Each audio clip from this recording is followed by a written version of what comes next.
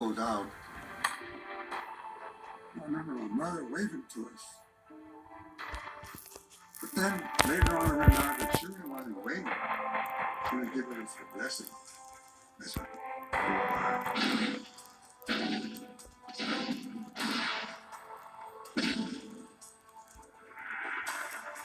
By the time the first big wave of reserves arrived, the North Korean army had nearly pushed U.S. troops off the peninsula. But Douglas MacArthur remained confident he could reverse the losses. He ordered his forces to attack deep into enemy-held territory at the port of Incheon.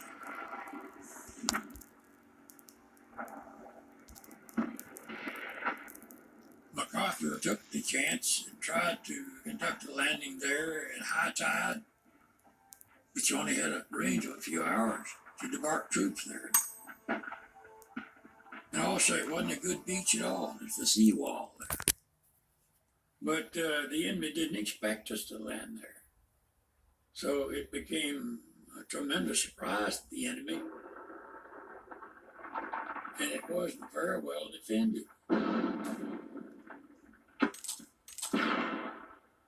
Success at Incheon was a bold stroke of genius.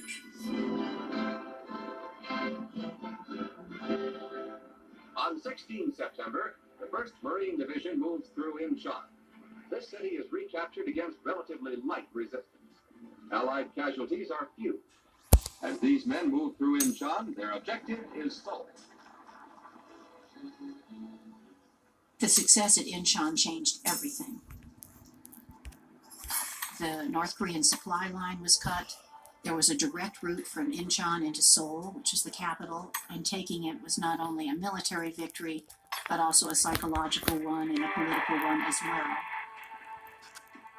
The goal begins to change now, because what MacArthur first thought was, well, we'll just disintegrate the North Korean army and we'll reestablish the borders. But then he begins to realize, maybe I can pursue the North Koreans into their own country, into North Korea, and destroy the last remnants of that army. It becomes this idea of taking the entire country. And it's not just MacArthur, it's really all the leaders in Washington. There's a glimpse of total victory. President Harry Truman had a major reservation. He was worried that communist China might enter the war to defend the North Korean regime. His general waved it off. MacArthur was very disdainful of the Chinese as a fighting force. They were a peasant army, they weren't very well armed, they didn't have an air force to speak of. He really was quite scornful of this notion that the Chinese posed a threat. MacArthur's instructions from his bosses at the Joint Chiefs of Staff were to proceed with caution in North Korea. Only soldiers from South Korea would be allowed to fight all the way to the Chinese border. But MacArthur believed he knew best.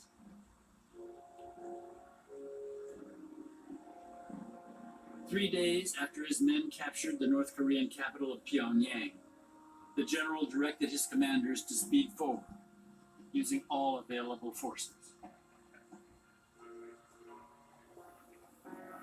The troops became even more jubilant because here we not only repulsed an enemy who was aggressive, we taught him a lesson. Now we're taking his territory. The word of optimism went around. We'll rout these North Koreans completely, and we'll go all the way to Yalu.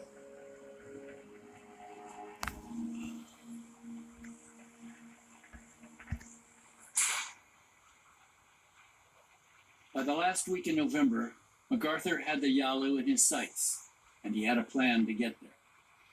His armies on either side of the Taebaek Mountains would act as armored pincers.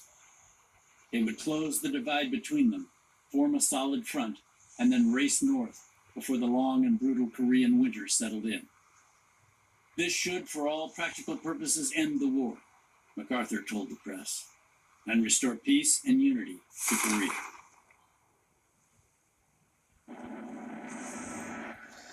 Peace and I war. didn't know what the orders were. All I knew is we were moving out. It was about 7 miles uphill to where we were going. We advanced rather slowly because that's about the only way you could walk up there. You had two directions to go up in North Korea, and that was either straight up or straight down, because it was a very mountainous, very rugged terrain. It was real hazardous for us because that main supply route was an ox trail. That's all it was. Oftentimes it's just one lane wide along a side hill cut with a big bank on one side and then a plunging cliff on the other.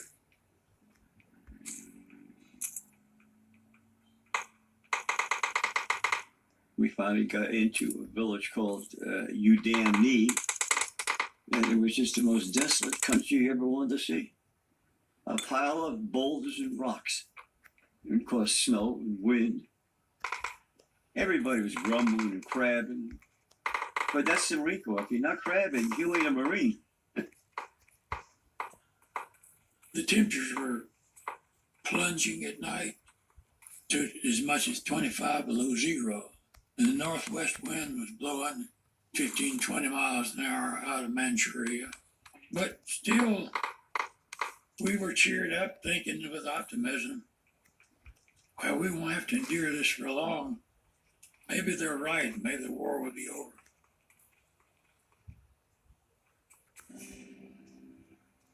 MacArthur's willingness to sacrifice caution for speed had consequences.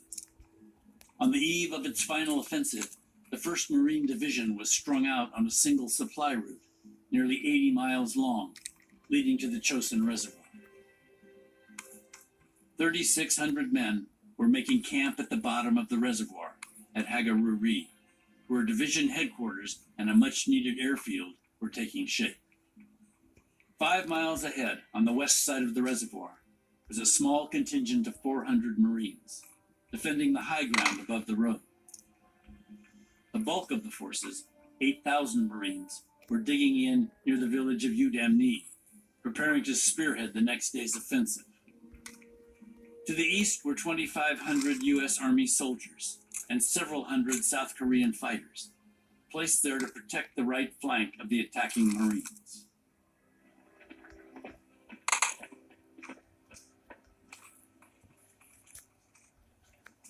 As darkness fell on November 27th, the men on both sides of the reservoir were settling in for their last night of sleep before their big attack to the Yalit.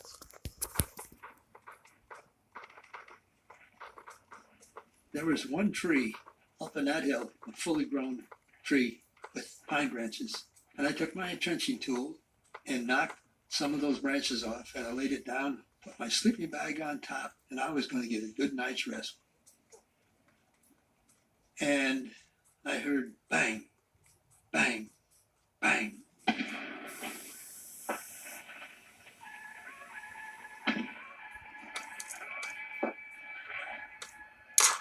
Flares, like bugles blowing, whistles, clanging, screaming, and illumination flares being shot up. And all you could see ahead of us was Chinese coming at us. A lot of them.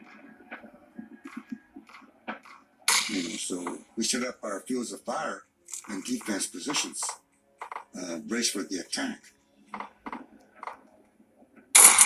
First sergeant was screaming for everybody out. Get out of our tents and get on the ground and get your rifles out because they're coming.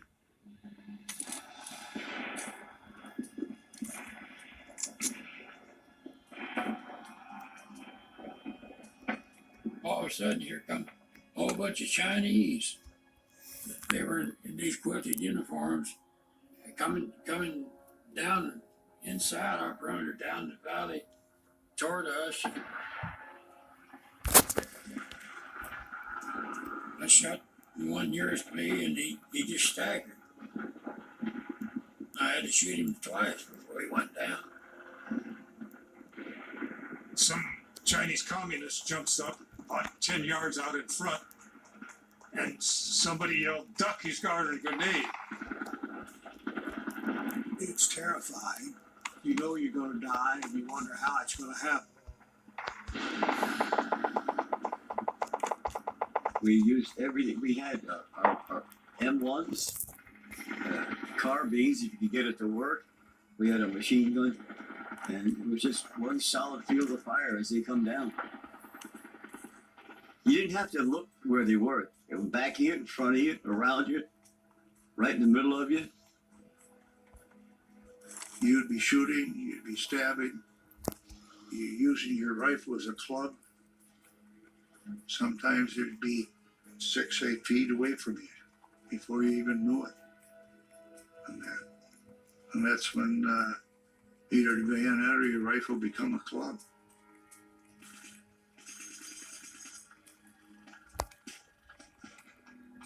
When things got hot and heavy, my good friend Sergeant Bob Devins got a burp gun right through the back of his head. We tried to keep him alive, and we had nothing to work with. I took my T-shirt out of my backpack. I had an extra one, and I tried to stop the blood with that, but he bled to death.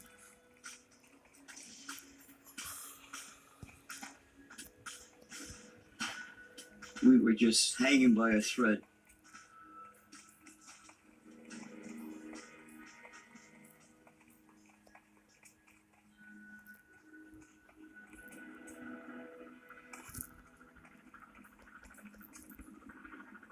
When the attack subsided the next morning, one of MacArthur's most trusted subordinates, General Ned Almond, choppered into the command post on the east side of the reservoir to buck up the badly shaken army unit.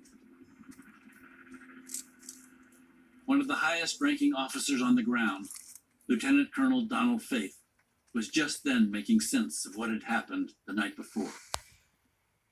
Faith told him, and it should have been convincing, "General, we're in deep trouble. We captured Chinese soldiers from 2 different divisions. That indicates we've got 2 divisions right here in our vicinity. What are we doing, General? We just barely survived. We've fended them off, but we need help." And General Almond, he said, "What do you mean you're going to let a few Chinese laundrymen stop you? We're going to continue the attack."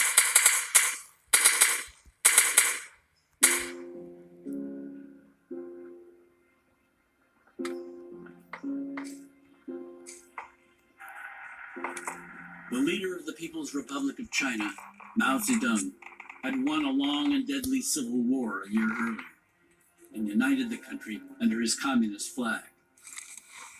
But he was a man made wary by a lifetime of fight. Chairman Mao was wary of his foes inside China. He was wary of the growing Soviet Empire on his northern border. And he was especially wary of Americans who had backed his enemy in the Civil War and whose army was threatening his border in the fall of 1950. What Mao had on his hands, and this is the reverse of what people thought in the U.S. People thought Mao was an evil, crazy communist dictator, and MacArthur was a great hero. But from Mao's standpoint, MacArthur was the irrational one. He just wanted to plunge ahead. What would the U.S. do if the Chinese Communist Army were marching up Mexico, talking about rolling back American capitalism in the Southwest?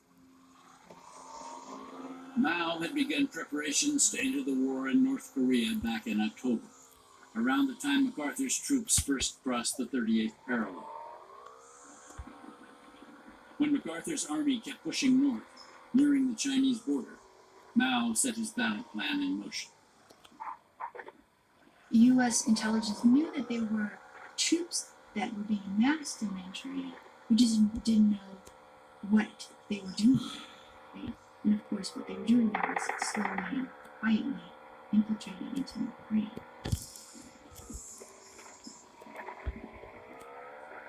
The Chinese used a night cover to camouflage their movement, and they were moving away from the roads, hidden at night from our aircraft surveillance, and also in the daytime by staying within the forest under the trees.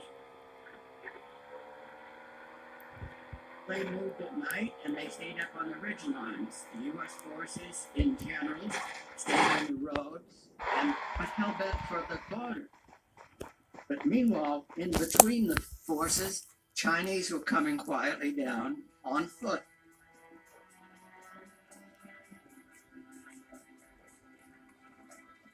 Mao knew his military was far inferior to the Americans in tanks, artillery, and air power.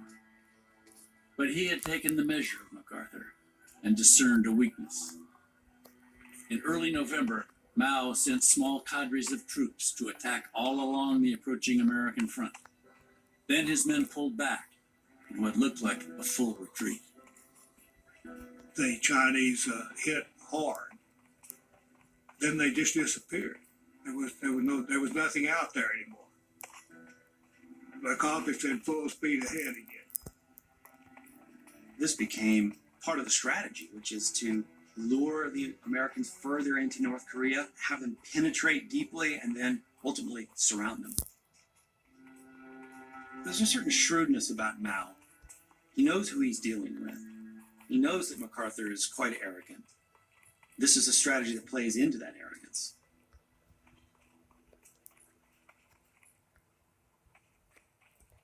We had interrogated North Korean prisoners, North Korean civilians, and even a few Chinese.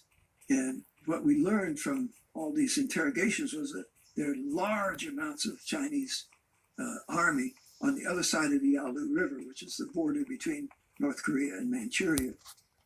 And we passed the word to division, division passed it to Corps, Corps passed it to Army, which was MacArthur. And he disbelieved that. He said, nah, they're not going to come into Korea. They couldn't seem to accept that, yes, the Chinese are coming down. Even when the first fingers touched us, it wasn't accepted. This doesn't mean anything. It was that sort of thing in the headquarters. Huh.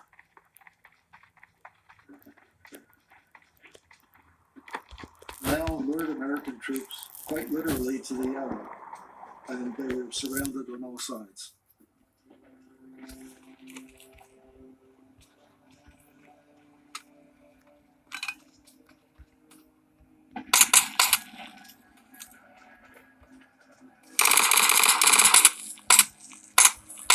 United Nations troops are obliged to fall back on all fronts in the face of attacks by Chinese friends. This is the bitter fate of the Allied armies, who almost had the independence of Korea a settled question. In Northeast Korea, the situation is even graver. Here, thousands of Marines and other United Nations forces are trapped.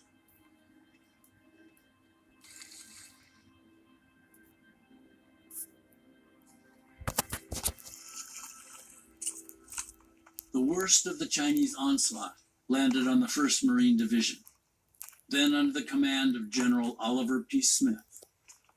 Soft-spoken and cautious, Smith had doubted the wisdom of MacArthur's headlong march to the Chinese border. And now, the consequences of MacArthur's boldness were falling on Smith and his men. He realizes that it's a completely different war now. The advance to the Yalu, as far as he's concerned, is over. He genuinely feared that the entire 1st Marine Division was in jeopardy, that it could be wiped out. His job now was to figure out a way out of this trap. At least 6 Chinese divisions, some 60,000 troops, were on the attack against Smith's loosely consolidated 15,000. Smith understood that his own headquarters, at the village of Hagaru, was on critical ground. Hagaru had not yet been attacked, but Smith knew the Chinese were coming. The crossroads town had to be held if there was to be any hope of extracting his endangered men. Hagaru was very thinly defended. There really weren't very many combat troops there at all. General Smith had cooks and bakers and PX people, and he had the engineers that were building the field. It was a really motley crew. While American fighter planes kept the Chinese pinned down, Smith pushed his engineers to finish construction of the airstrip so pilots could fly in reinforcements.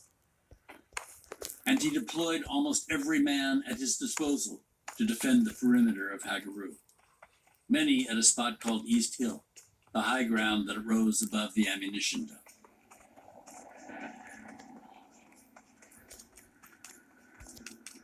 Ammunitions are coming. They just drop.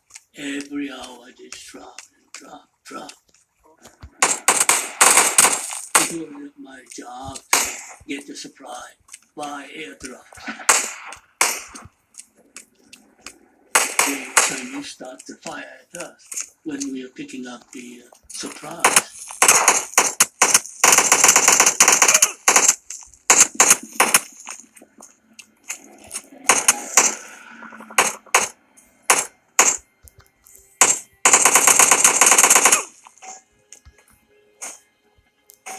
Airdrops ceased as darkness descended on Hagaru just before 5 o'clock on November 28th. The men dug in to hold East Hill could see the engineers at work under floodlights, racing to finish the airstrip below.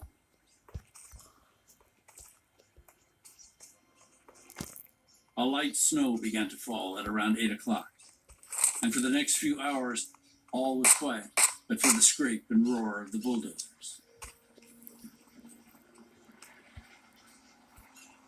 Just after 10:30, the calm broke.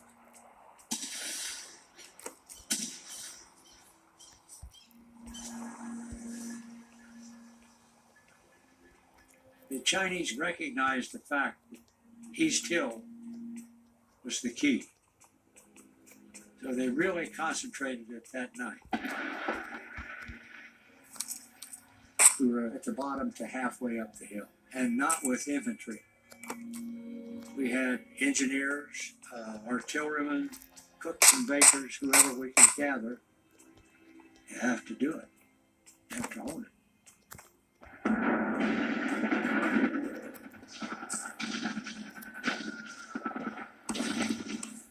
You hear a mortar shell coming, and then boom, and then you'd hear a scream. Somebody had been hit. The Chinese were just coming and coming and coming, and we were scared. It wasn't typical sorts of warfare that we had learned during our training as young Marines, that there would be enemy coming at us in these huge numbers with very little regard for their own safety. The only way they could overwhelm us was with sheer force of numbers. First wave would all have weapons.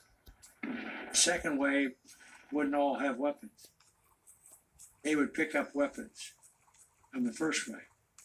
And the third wave would be commissars with burp guns.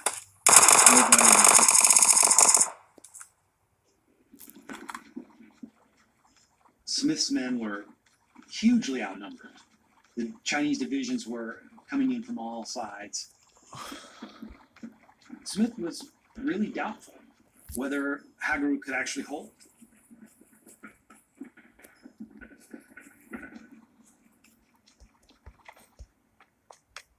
While the makeshift unit struggled to hold Hagaru, their fellow Marines west of the reservoir were preparing for a second night of attack. I had no idea what was coming. I knew it'd be bad, and I would just, I hope I can do what I'm supposed to do and don't let anybody down. You learn to control your emotions. You pledge yourself to fight for your buddy, and he has the same to fight for me. So you're not going to leave me there, and I'm not going to leave him there either. You've reached back and found out what you're made of. It's not trying to be heroic and thing, but you are out there to do a job, and if you don't do it, it's not only going to get you killed, they're going to get your whole outfit killed.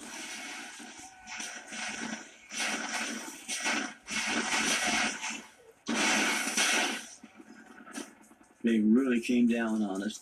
They overrun our position.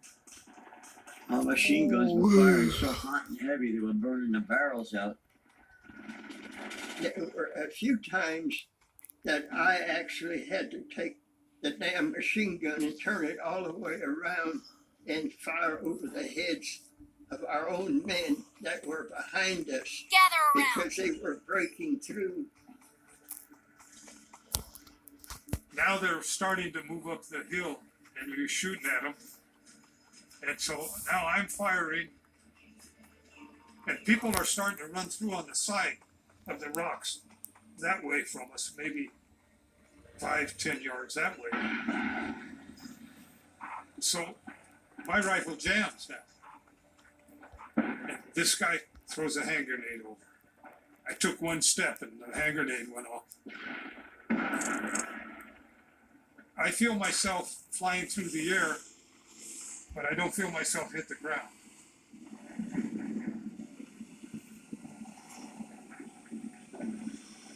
I think it was a mortar that hit right in the hole. I flew up in the air and I landed on the ground, and I looked around and said, hey, some poor guy lost the leg. And I got up, I fell flat on my face, and I looked down, and it was that leg laying over there, and that poor guy was me. It was my right leg was gone at the knee.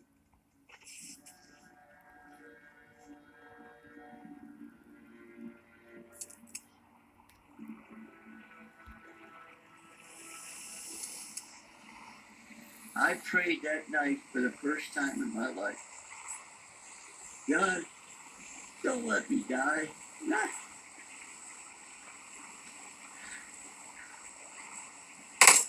here, not this far from home. I just want to see the sun come up one more time. Just give me another day.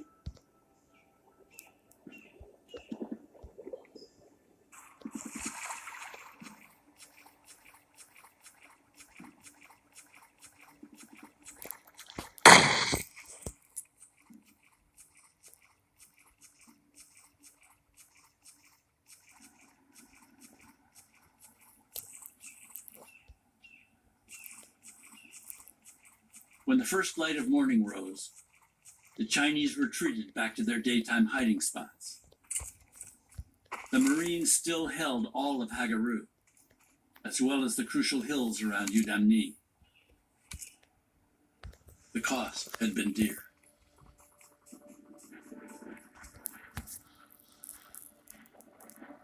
I found this one Marine, he was on top of the hill. He was in a hole. And I thought he was dead. Oh, he wasn't nothing moving off. You could see his eyes moving.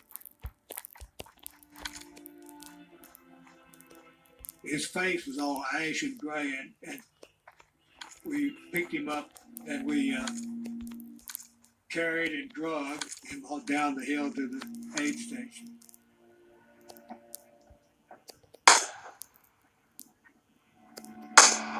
They had fellas all over the floor on straw mats, under blankets, and doing the best they could for him. The odds were against trying to save a guy, but yet, fellas that had gutshot wounds, I mean, they had bad gutshot wounds. It was so cold, the blood froze. And these guys managed to survive. Guys without a leg from here down. It was so cold, everything congealed. And they managed to live. They lost their leg. They were still alive.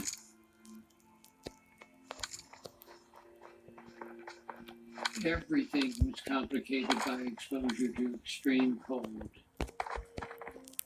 They had stopped bleeding, and we got them, we looked at them, and as they thawed, they started bleeding, and we discovered 45 additional bullet holes.